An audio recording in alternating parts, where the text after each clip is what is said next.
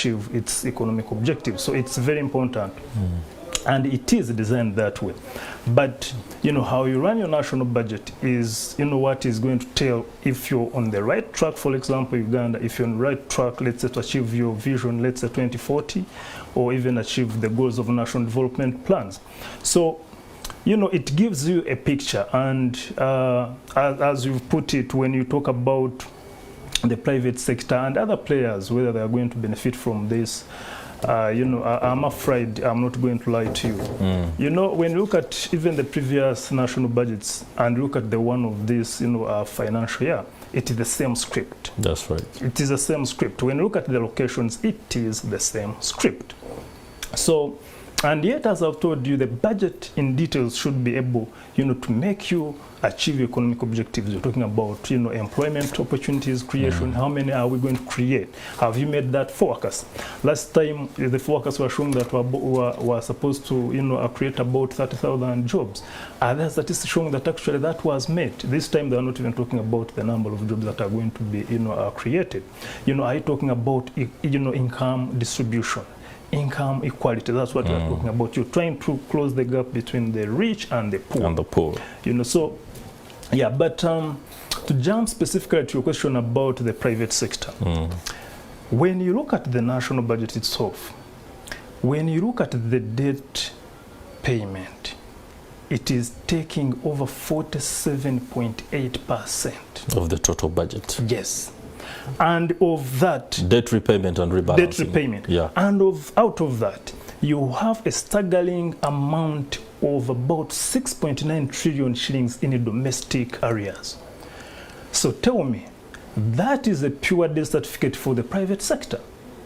6.9 trillion shillings in domestic areas. That is suffocating. And there isn't a clear plan that is going to be. There is no plan, because as I've told you, this is the same script. When you look at the last financial, you know, financial years, it's the same thing. So if you're not really paying these domestic areas, first of all, let's first put aside that you're supposed to be supporting this private sector. Yeah, the private sector. Yes, but even what they are providing to you, what they are giving in terms of their service, you're not paying for them back. Yeah. You're not paying them back. Even when you pay them back, you're not even putting interest.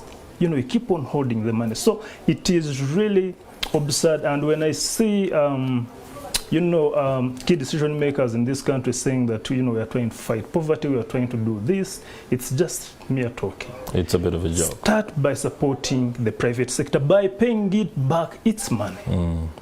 So that's what I'm telling you, that when you look at this, you know, it's too bad for the private sector.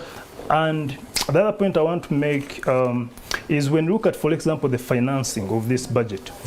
You know, the tax man's collection is about 25 trillion. Then you have about 2.5 in terms of grants. That's projected. Yes, and then you have about 7.1 trillion that is going to be borrowed domestically. Last financial year, it was about 8 billion. This time it has reduced, but still 7.1 trillion. It's a significant amount of money. It's a very huge figure. The percentage is really huge. Meaning that who is going to lose out of this? Still the private sector. The government has already indicated, you know, showing this projection of 7.1 trillion is sending a signal to the commercial banks and other credit institutions out there that I'm coming for this amount of money. And these commercial or financial sector, you know, a financial institution, they want to lend the government, not you, the private sector. So the government is sending a signal. Put that man aside. I'm coming. Even I might come for more than what I've shown. So that shows you how the private sector is really the biggest victim of this national budget for this year. That's a very grim assessment of how things a stimulus package was very much anticipated after the lockdown that was slapped on Ugandans and of course most of the countries across the globe. In this particular budget, there is no hint on a stimulus package, no mechanism that is supposed to help out to allow most of these SMEs mostly to be able to recoup a bit of some of the money that they've lost, but most importantly to shoulder the hardships that they are facing. Most of these hardships that are being transferred to the average Ugandan in terms of high commodity prices. Where exactly should we move according to the dictates of economics, if at all the Minister for Finance and the President were to take in your advice? You know, the previous, when COVID-19 pandemic came in, of course we saw the government trying to do, you know, come up with some measures, put money in the development bank, Uganda Development Bank, you know, to hope there's the same is, but which we did not even see the results coming out.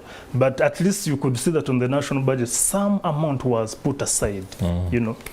But as you're saying, in this, you know, national budget, there is nothing like to cater for the struggling private sector, whether you're talking about SMEs, talk about the urban informal sector, which actually contributes over 42% to the gross domestic product. All of them have been left behind, and you know how significant they are, as I've talked about those, you know, statistics. So it's, you know, it's a shame. As I've told you, this national budget is a tool that tells you that you're on the right track or you're off track. And as I can tell you, we are off track. Unfortunately, it is the same script. There's nothing new.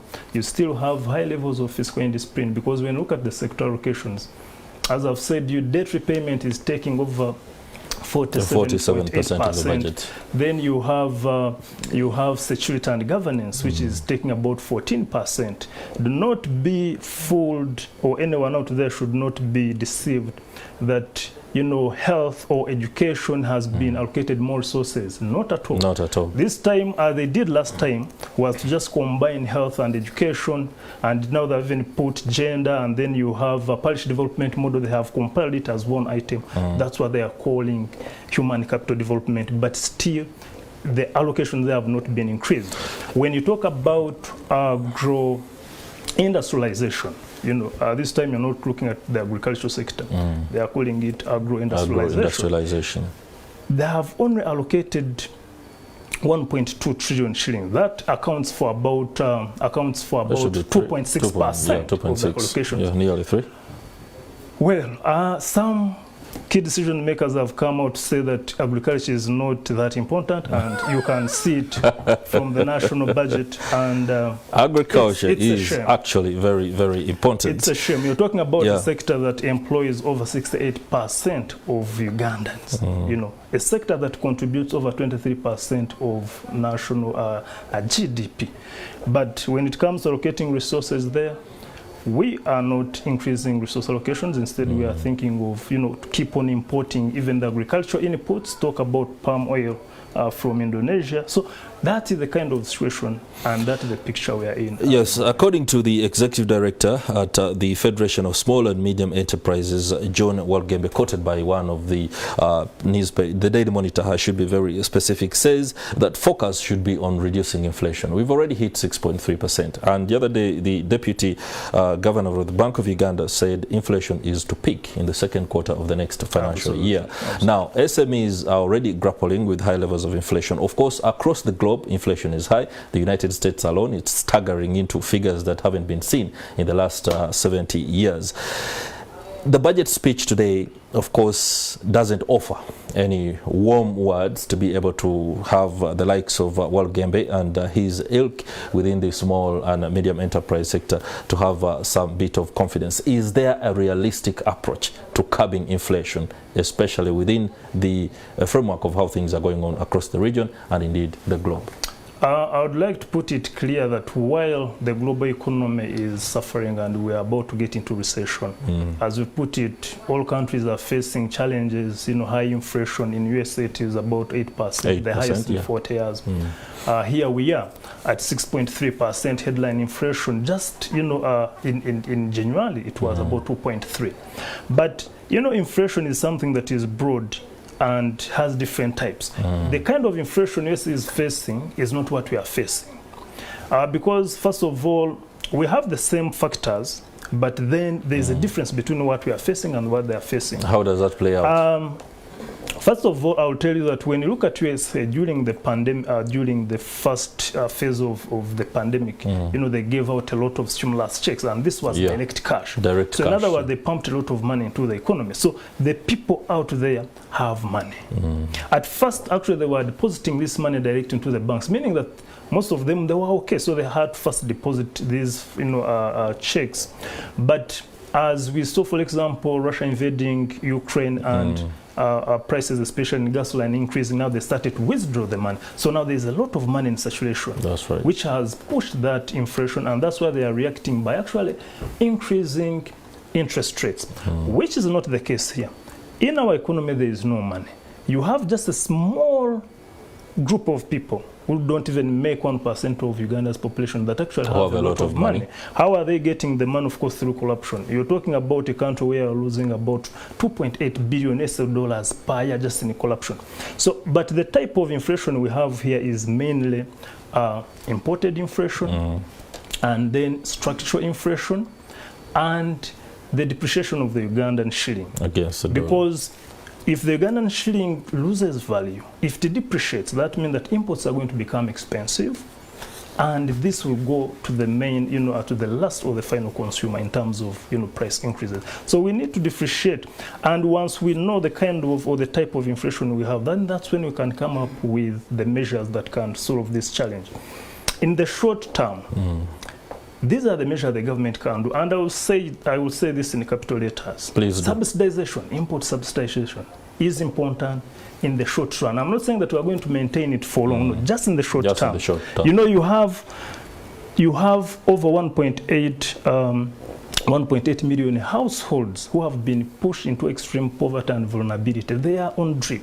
You need to come up with measures to first make these people actually survive. Few people there cannot survive. So you need to do import subsidization, but on a short-term basis. Even if it means actually reducing tax, yes, this should be done on a short-term basis. But in a long term, we should look at, you know, a restrictive government spending, you know, a restrictive fiscal policy. Yeah, that is critical in curbing the leakages in public expenses. Very critical. And we would have seen this if we were running under normal circumstances, or if we had a government that is really, you know, trying to help its citizens out of this situation. We should be seeing this from the national budget. So when we talk of a restrictive fiscal policy, here you're looking at, you know, practicing high levels of fiscal discipline. You're trying to put resources where they are needed. You're putting resources in productive sectors like agriculture, health, and education. And you go ahead to cut unnecessary expenditures. You know, we have a bloated government. Big in size, we have over 170 ministries, departments, and agencies. You have how many districts, parishes, you have how many RDCs, you have a big civil service, you know, cartel, you know. All these people come at a cost. That's why you're going to find out that if you go into details, over 21 trillion shillings just goes on recurrent expenditure. And this is not development expenditure, but salaries and wages and non-wages, you know, expenditure. All right, Mr. Mahiri, we are constrained for time. I would like to ask you a very first question. The government has lauded the parish development model as one that is going to allow the average Ugandan have a little bit of money to be able to spend, but most importantly, how? And it is focused mainly on helping the average Ugandan be able to engage in income-generating activity. The model itself doesn't cater, or seems not to cater, for anybody who is within the sectors as outlined in the small and medium enterprises. Do you see the parish development model delivering the kind of results that the government is touting? I don't believe that right away from the start. I've never believed that the parish development model, as they call it, as a silver bullet, that is the one that is going to take Ugandans out of poverty. That is not going to happen. You know, we have a government that is good at talking and promising. These are masters when it comes to promising. But when it comes to reality, it's a different case. You're calling something a silver bullet. You're saying that finally we've brought very many programs to end poverty that have not worked. But this time, after 36 years, this is going to work. I can assure it is not going to work, because when you look at the national budget, how much has been allocated to that parish development model? You're talking about only 1 trillion.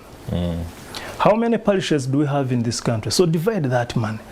This is like, just, dropping, just a drop in an ocean. It's not going to help. It's not significant.